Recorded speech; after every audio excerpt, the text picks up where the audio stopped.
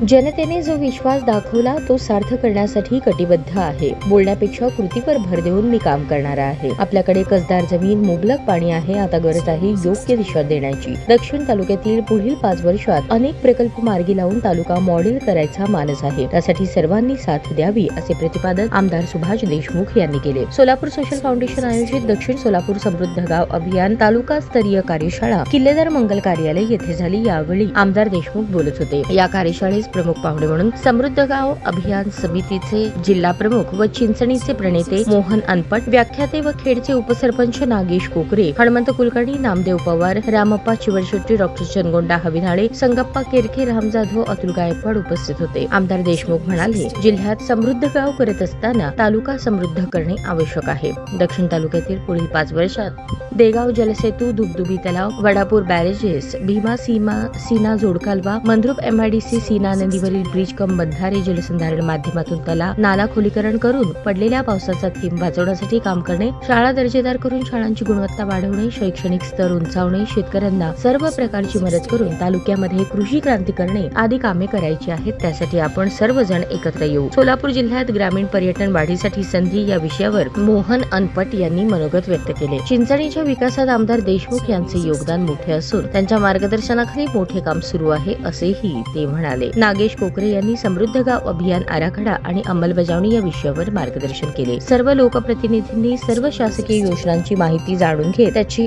प्रभावी अंमलबजावणी करणे, गावचा समृद्ध आराखडा तयार करा, समिती तयार करा, वित्त आयोगाचा आराखडा सक्षम बनवा, आपला गाव आणि जिल्हा समृद्ध करण्यासाठी सर्वांनी प्रयत्न करा असे आवाहन केले. प्रास्ताविक हनुमंत कुलकर्णी यांनी केले तर आभार प्राध्यापक विजयकुमार बिराजदार यांनी मानले.